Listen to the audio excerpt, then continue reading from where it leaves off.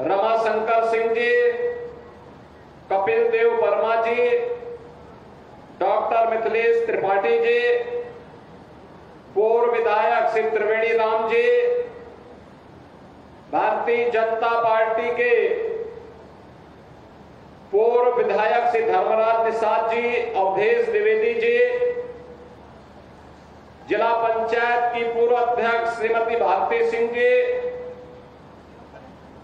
Shri Sudhir Singh ji, block प्रमुख Shrimati Nirmala Singh ji, block प्रमुख कटहरी श्री अनिल कुमार वर्मा जी, Bharatiya Janata party Suhel Dev Rajbhar party, Nishad Raj party और एनडीए के हमारे सभी सहयोगी दलों के पदाधिकारीगण भारी संख्या में आज के इस लोकार्पण और शिलान्यास कार्यक्रम में उपस्थित जनपद अंबेडकर नगर और खासतौर पर कटहरी विधानसभा क्षेत्र से जुड़े हुए मेरे सभी उपस्थित बहन और भाइयों, 1231 करोड़ रुपए की परियोजनाओं का लोकार्पण और शिलान्यास आज आपके इस कटहरी विधानसभा क्षेत्र में हो रहा है। इसके लिए मैं आप सबको हृदय से बधाई देता हूं, आप सबका अभिनंदन करता हूं। बहनों और भाइयों, कल गणेश चतुर्थी का पावन अवसर था। गणेश उत्सव के कार्यक्रम हर्षोल्लास के साथ पूरे देश के अंदर मनाए जा रहे हैं और हमारे अंबेडकर नगर जनपद को गणेश उत्सव के अवसर पर अगर यह 1231 करोड़ रुपए की परियोजनाओं की सौगात मिल रही है तो इससे अच्छा गणपति की आराधना और क्या हो सकती है। यह धरती ऋषि मुनियों की धरती है, अयोध्या प्रांत की धरती है, महात्मा श्रवण की, मातृ और पितृभक्ति की धरती है। अनेक सिद्धों, संतों, ऋषियों ने अपनी पवित्र साधना से इस धरती को पवित्र किया। तो भारत माता के तमाम सपूतों ने भी भारत की सीमाओं की रक्षा करते हुए देश की आजादी के आंदोलन में और आजादी के उपरांत भी अपना सर्वस्व बलिदान भारत के लिए किया, भारत की माटी के लिए किया। यह कर्म साधना की धरती है, श्रम साधना की धरती है और इसीलिए तो यहां का अन्नदाता किसान भी अपनी मेहनत से देश के विकास में अपना योगदान दे रहा है। बहनों और भाइयों, ऐसी पावन धरा को कोटि कोटि नमन करते हुए आप सभी उपस्थित बहनों और भाइयों का अंबेडकर नगर वासियों को बधाई देते हुए अपनी मैं इस अवसर पर अभिनंदन करता हूं, स्वागत करता हूं। बहनों और भाइयों, ये विकास की परियोजनाएं आज जो आपको प्राप्त हो रहे हैं इतनी आसानी के साथ, आज जो सुरक्षा का वातावरण है, आज जो विकास गांव गांव तक पहुंचने के साथ जुड़ रहा है, क्या ये 2017 के पहले भी संभव था क्या? बहनों और भाइयों, 2017 के पहले का उत्तर प्रदेश आप सबसे किसी से भी अछूता नहीं है कि क्या उत्तर प्रदेश के अंदर था, क्या उत्तर प्रदेश के अंदर होता था 2017 के पहले। यही उत्तर प्रदेश है जहां पर हर जिले में समाजवादी पार्टी और कांग्रेस के नेतृत्व में पलने वाले माफियाओं की समानांतर सरकारें चलती थी। यह अंबेडकर नगर में भी चलती थी। याद करिए, हिंदू जागरण मंच के अध्यक्ष के ही निवासी हमारे एक प्रमुख कार्यकर्ता की हत्या यहां होती है और कोई सुनवाई नहीं होती, कोई सुनवाई नहीं हो रही थी। तब भी मुझे आंदोलन करने के लिए अंबेडकर नगर जनपद में आना पड़ा था। तब भी हम लोगों ने आंदोलन किया था उस माफिया के खिलाफ और समाजवादी पार्टी की सरकार की अराजकता के खिलाफ। कौन ऐसा जिला था, चाहे वह अंबेडकर नगर जिला रहा हो, अयोध्या रहा हो, मऊ, आजमगढ़, गाजीपुर, प्रयागराज, प्रतापगढ़, सुल्तानपुर, कोई जिला ऐसा नहीं था जहां पर कोई ना कोई बड़ा माफिया समानांतर सरकार चला करके आम जनता की आवाज को दबाता था, गरीबों की आवाज को दबाता था, पिछड़ों की आवाज को दबाता था और दलित वंचित योजनाओं से भी वंचित रहते थे और सरकारें अपनी मौज मस्ती करती थी, उनको इससे कोई मतलब नहीं था। उनकी सरकार रहनी चाहिए, बाकी जाए भाड़ में, यही करते थे वे लोग। लेकिन 17 के बाद एक एक करके माफिया कहां चले गए ये भी आप सब जान रहे हैं। माफियाओं की छुट्टी हो गई, माफिया मुक्त उत्तर प्रदेश हो गया। जो लोग पर्व और त्योहार में विघ्न बाधा डालते थे, विघ्न बाधा समाप्त हुई। अब पर्व और त्योहार शांतिपूर्ण तरीके से मनाए जा रहे हैं। बेटी और व्यापारी की सुरक्षा पर जो खतरा पैदा करते थे वे सभी गायब हो गए और जो बचे हैं वे भी अपनी अंतिम यात्रा की तैयारी कर रहे होंगे। बहनों और भाइयों, मैं तो केवल आपसे कहने के लिए आया हूं, मैं केवल आपसे कहने के लिए आया हूं कि रात जलती हुई बेटी के साथ किस प्रकार का व्यवहार होता था और किस प्रकार के वक्तव्य आते थे उस समय के मंत्रियों के, किस प्रकार के बेशर्मीपूर्ण वक्तव्य देते थे समाजवादी पार्टी के नेता। बहनों और भाइयों, ये किसी से छुपा हुआ नहीं है और इसीलिए मैं आज आपसे कहने के लिए आया हूं, एक बेटी तो सबकी बेटी होती है। उस बेटी का सम्मान और उसकी रक्षा पूरे समाज का दायित्व बनता है। लेकिन ये समाजवादी पार्टी इसका महत्व कहां समझ पाएगी। यहां तो गुंडों की भरपूर फौज खड़ी थी, उनको लेकर के लोग चलते थे, उनको अपना शागिर्द मानते थे। जो जितना बड़ा गुंडा और माफिया होता था समाजवादी पार्टी में उतना बड़ा ओहदा उसको दे दिया जाता था और समाजवादी पार्टी के लोग इसी में गौरव से बोलते थे कि देखिए ये गुंडा हमारा इस जिले को संभालेगा। उनको नहीं पता था कि जनता अगड़ाई लेगी, एक गुंडे और माफिया एक एक करके यमलोक की यात्रा के लिए प्रस्थान कर जाएंगे और जनता जनार्दन के साथ अन्याय का हिसाब चुकता होगा। याद करिए 17 के पहले, याद करिए 17 के पहले पुलिस पहले भागती थी, पीछे पीछे गुंडे दौड़ाते थे। आज 17 के बाद उल्टा हो गया है, अब गुंडा और माफिया भाग रहा है, पुलिस उसको दौड़ा रही है और अगर उसने कहीं कोई दुस्साहस किया तो फिर वहीं पे राम नाम सत्य है यह भी तय हो जाता है। बहनों और भाइयों, सरकार चलाने के लिए जज्बा चाहिए, सरकार चलाने के लिए दिल भी चाहिए और दिमाग भी चाहिए। सत्ता वरासत में मिल सकती है, बुद्धि वरासत में नहीं मिलती है। दिमाग भी वरासत में नहीं मिलता है।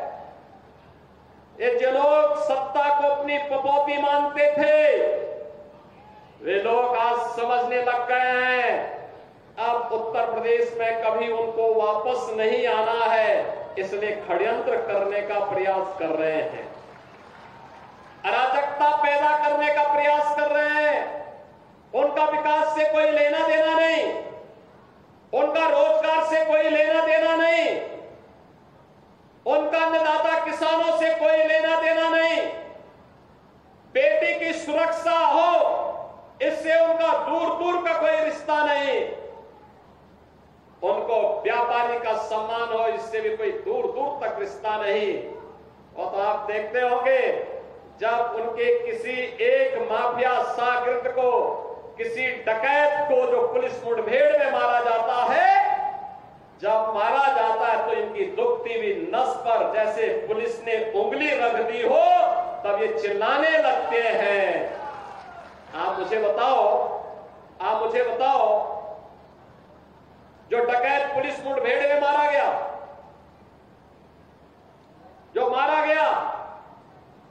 अगर वह डकैत जैसे हथियारों का प्रदर्शन करते हुए डकैती डाल रहा है, वहां ग्राहक भी बैठे हैं, ग्राहकों को खड़ा करके एक तरफ करके अगर गोली मार देता तो क्या उनकी जान को ये समाजवादी पार्टी वापस कर पाती क्या? और वो किसी भी जाति के हो सकते थे। ग्राहक वो यादव भी हो सकता था, दलित भी हो सकता था, किसी भी जाति का हो सकता था, क्योंकि किसी को बेटे की शादी करनी होती है, किसी को कोई विदाई में कोई जेवर देना होता है। जेवर की परंपरा हमारे इतिहास का एक महत्वपूर्ण कार्यक्रम हिस्सा है, मांगलिक और एक शुभ कर्म का हिस्सा माना जाता है। और अगर जेवर खरीदने के लिए किसी शराब और किसी सुनार के घर में, व्यवसायिक प्रतिष्ठान में कोई ग्राहक गया है और उस ग्राहक के साथ लूट हो, उस व्यापारी के साथ सरेआम लूट हो, डकैती डाल करके करोड़ों रुपए की डकैती डाल दी जाए, अगर डकैत हत्या करके भाग गया और पुलिस के पास सुराग नहीं मिलती तो यही लोग बोलते देखिए साहब अराजकता है। और अगर पुलिस ने पकड़ लिया, कार्रवाई कर दी और फिर मुठभेड़ में, आपसी मुठभेड़ में डकैत मारा जा रहा है, तो समाजवादी पार्टी को बुरा लग रहा है, कह रहे साहब ये नहीं होना चाहिए था। तो क्या होना चाहिए था? पूछना चाहिए।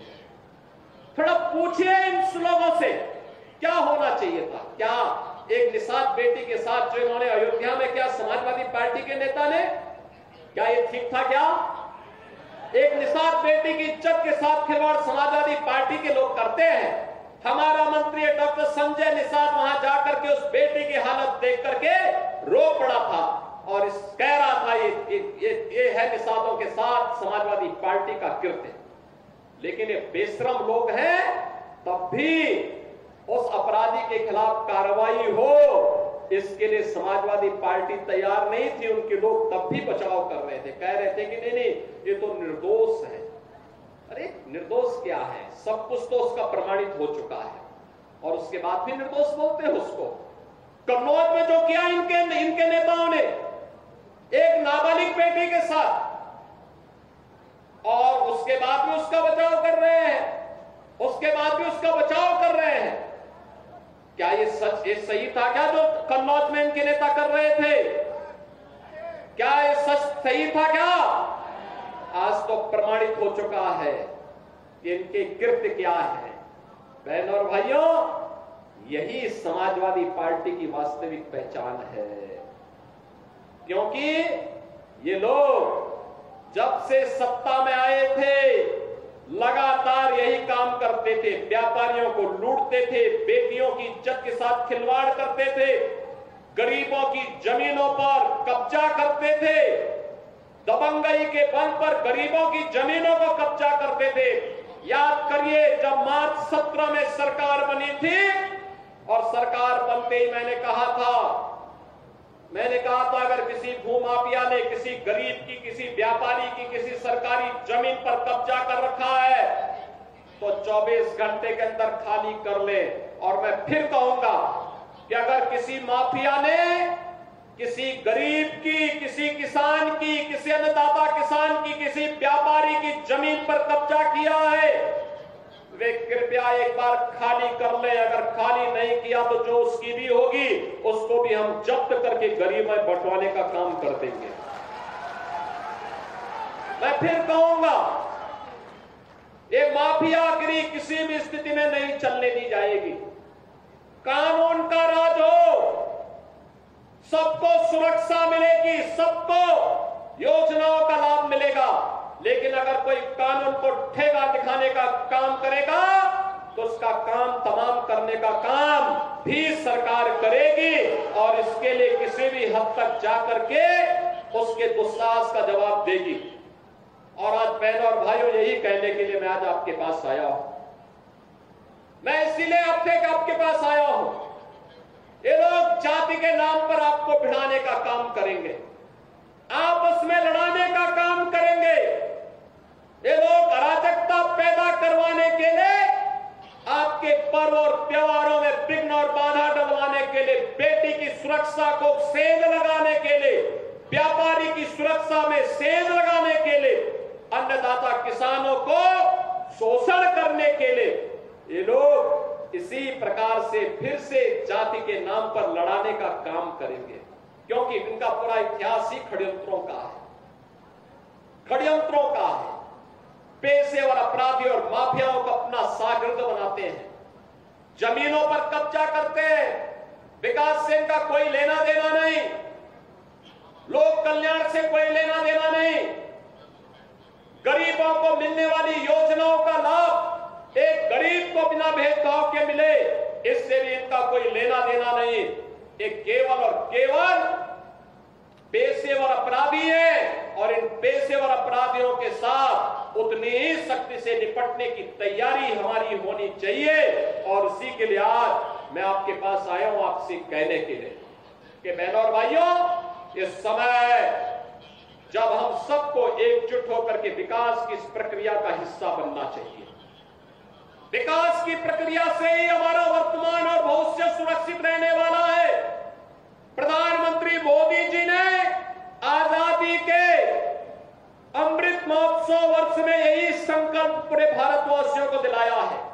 संकल्प यही दिलाया कि देश, हम आज जब अपनी आजादी के 75 वर्ष पूरे किए हैं, तब मोदी जी ने यही बात कही थी कि हर भारतीय नागरिक का दायित्व बनता है हम 25 वर्ष की एक व्यापक कार्य योजना को लेकर के आगे बढ़े। ये 25 वर्ष की कार्य योजना वो होनी चाहिए हमारी, जिस कार्य योजना के अंतर्गत नगर से मुख्यमंत्री योगी आदित्यनाथ को आप सुन रहे थे। माफियों की समानांतर सरकार चलती थी, तो पिछली सरकार पर निशाना साधते हुए मुख्यमंत्री योगी आदित्यनाथ नजर आए। 2017 के बाद माफियाओं की छुट्टी हो गई।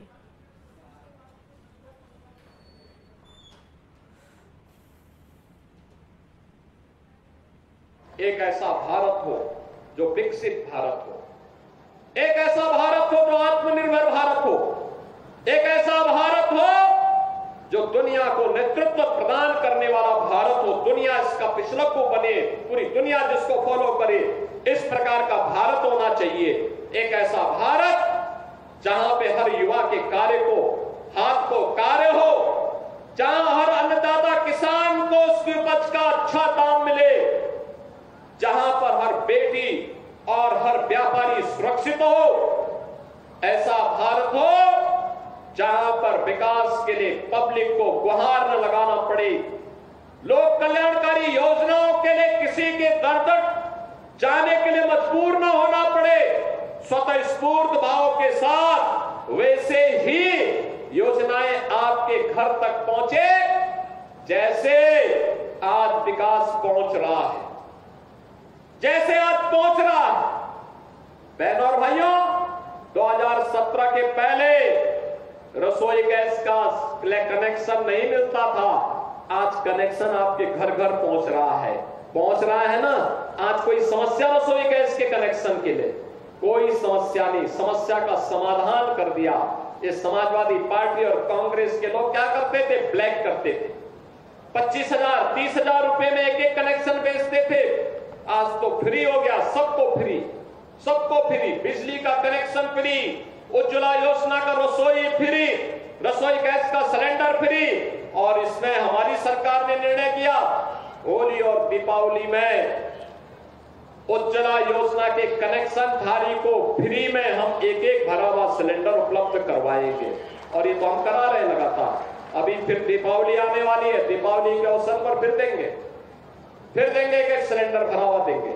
और मैं आपसे यही कहने के लिए आज आया हूं, हम सब आज विकास का अनुगामी बने, प्रधानमंत्री मोदी जी के संकल्पों के साथ आगे बढ़े, नागरिक कर्तव्यों के साथ आगे जुड़े, आपकी सुरक्षा को और आपको विकास के साथ जोड़ने का दायित्व हम लोग निभाने के लिए मंच आपके पास आया, आपसे कहने के लिए एक जातिवाद की राजनीति करने वाले, मत और मजहब के आधार पर आपको लड़ाने भिड़ाने वाले लोग ये केवल और केवल आपकी सुरक्षा में सेंध लगाने का षड्यंत्र करने जा रहे हैं।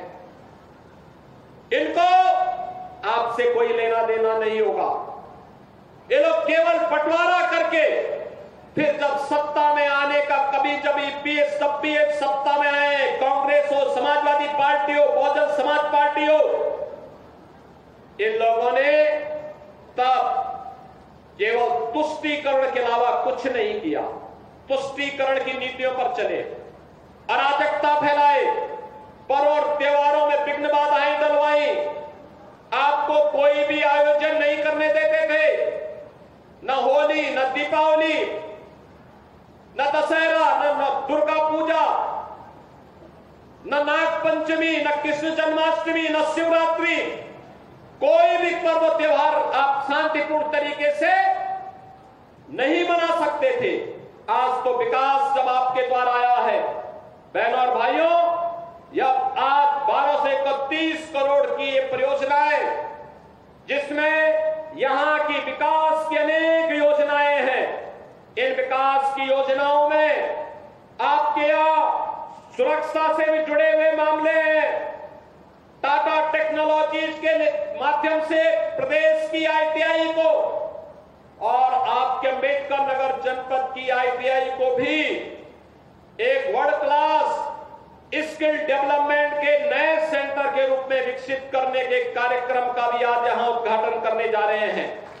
बहनों और भाइयों, जल जीवन मिशन की योजनाएं हो या फिर यहां की सड़कों का, इंजीनियरिंग कॉलेजेस का, या फिर बाबा जगरदेव धाम के पर्यटन विकास का हो, या फिर शिलान्यास की योजनाओं में जितने भी सड़कों के प्रस्ताव, बिजली से जुड़े हुए प्रस्ताव और शिव बाबा मंदिर और झारखंड बाबा मंदिर के पर्यटन विकास की योजनाएं जो हमारे पास आई थी, या बृहद गौ संरक्षण केंद्र से जुड़े हुए जो प्रस्ताव हमारे पास आए थे, इन सभी प्रस्तावों को भी इनके साथ जोड़ करके आज यहां पर श्रवण धाम में श्रवण घाट के निर्माण का कार्यक्रम है।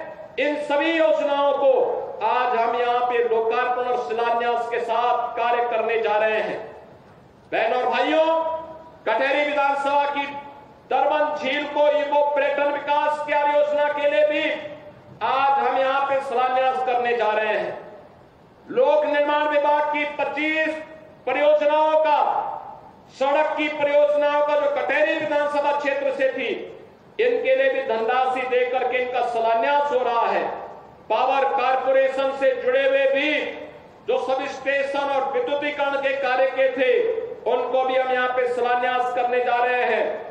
सीएससी कटेहरी के पब्लिक हेल्थ यूनिट का निर्माण का ब्लॉक का भी आज यहाँ पे शिलान्यास होने जा रहा है और 140 राजकीय नलकूपों के आधुनिकीकरण, 4 राजकीय नलकूप, नए नलकूपों की स्थापना के लिए भी आज उसका भी शिलान्यास यहाँ होने जा रहा है और श्रवण धाम में पर्यटन विकास की कार्य योजना को भी आज हम सब यहाँ पे शिलान्यास करने जा रहे हैं। बहनों और भाइयों, इसके साथ ही यहाँ पर आज हम लोग कटेहरी का जो बाईपास है, कटेहरी के इस बाईपास के निर्माण के लिए भी आज हम इसको भी स्वीकृत करके इस कार्यक्रम को भी आगे बढ़ाने जा रहे हैं। बहनों और भाइयों, ये जो इतने सैकड़ों करोड़ रुपए की परियोजनाएं आपको विकास के लिए मिल रही है, ये विकास की योजनाएं इसलिए आपको उपलब्ध करवाई जा रही हैं जिससे आपके जीवन में परिवर्तन हो, खुशहाली आए, हर हाथ को काम हो, हर खेत को पानी मिले। इस संकल्प के साथ मोदी जी ने 2014 में जो मंत्र दिया था देशवासियों को, वह मंत्र तो इसी संकल्प का था। मोदी जी ने कहा था हम विकास कराएंगे सबके लिए, सुरक्षा देंगे सबको, सुशासन का लाभ देंगे सबको, लेकिन तुष्टीकरण की नीति पर नहीं चलेंगे।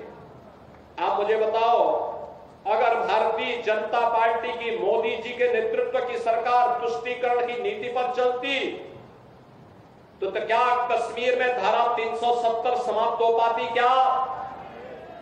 क्योंकि उसमें तो कांग्रेस, समाजवादी पार्टी, ये सभी, इनको देश की कीमत पर ये लोग राजनीति कर रहे हैं। और राम भक्तों का लहू बहाने वाले क्या अयोध्या में राम मंदिर का समर्थन करते? क्या तुष्टीकरण के पोषक लोग क्या अयोध्या में राम मंदिर के निर्माण के पक्षधर थे? क्या? अरे आपकी आवश्यकता थी, देश की आवश्यकता थी, भारत की आस्था का सम्मान होना था। अयोध्या में राम मंदिर के निर्माण का संकल्प जो था, उस संकल्प को पूरा करने का काम भी किया गया। और इसलिए मोदी जी ने उस समय एक ही मंत्र दिया था देशवासियों को, और वह था सबका साथ, सबका विकास। विकास सबका। अब जो सड़क यहां की बनेगी, ये लगभग 40 के आसपास सड़कें या बाईपास जो यहां का बनेगा, आप मुझे बताओ, क्या इस पे केवल भाजपा के ही लोग जाएंगे? क्या केवल हिंदू ही जाएगा? क्या अरे सभी लोग जाएंगे। जो श्रापित पथिक होगा, हर व्यक्ति जाएगा। तो विकास तो यही है, विकास सबके लिए। राशन 15 करोड़ लोगों को मिल रहा है। क्या किसी की जाति देख करके, किसी का मत और मजहब देख करके राशन दिया जा रहा है? क्या 15 करोड़ लोग उत्तर प्रदेश के अंदर राशन की सुविधा फ्री में प्राप्त कर रहे हैं। ये तो सबके लिए है। 56 लाख गरीबों के मकान बनाए गए। 10 करोड़ लोगों को प्रदेश के अंदर आयुष्मान भारत की सुविधा उपलब्ध हुई। क्या ये चेहरा देख करके दिया गया? क्या बहनों और भाइयों, उज्ज्वला योजना का कनेक्शन हो, आयुष्मान भारत का कार्ड हो, या फिर राशन कार्ड की सुविधा, राशन की सुविधा, विकास की योजनाएं हो या गरीब कल्याण की योजनाएं, इन योजनाओं में बिना भेदभाव के योजना का लाभ हर एक व्यक्ति को दिया गया। जब भारतीय जनता पार्टी भेदभाव नहीं कर रही है, बिना किसी भेदभाव के सबके साथ, सबका साथ और सबके विकास के साथ आपकी सुरक्षा, आपकी समृद्धि और आपके लिए सुशासन लाने के लिए प्रतिबद्ध है, तो आपका आशीर्वाद भी इसी रूप में भारतीय जनता पार्टी को प्राप्त होना चाहिए। प्राप्त होगा।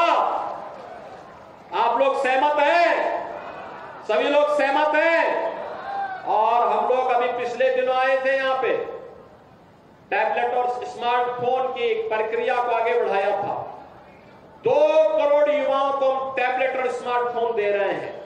बहनों और भाइयों, उत्तर प्रदेश का युवा भी तकनीकी दृष्टि से सक्षम हो सके, इसके लिए उन्हें टैबलेट और स्मार्टफोन के साथ जोड़ने का काम किया जा रहा है, उसकी ट्रेनिंग दी जा रही है। केंद्र और राज्य सरकार की योजनाओं का लाभ उन्हें प्रदान किया जा रहा है। और आज मैं आपको यही आश्वासन देने के लिए आया हूं, रोजगार मेला हो, ऋण मेला हो, टैबलेट और स्मार्टफोन का वितरण हो या सरकारी नौकरी। आज सरकारी नौकरी 6.5 लाख सरकारी नौकरी हम लोगों ने उत्तर प्रदेश के युवाओं को दिया है। अभी पुलिस की भर्ती हुई, 60,200 से अधिक पुलिस की भर्ती की परीक्षा संपन्न हो गई। बहुत जल्दी उसका परिणाम भी आने वाला है। बहनों और भाइयों, 60,200 भर्ती एक साथ हो जाए, ये पहली बार उत्तर प्रदेश में हुआ है। उत्तर प्रदेश के हर जनपद का युवा उसमें भर्ती होगा और उसमें भी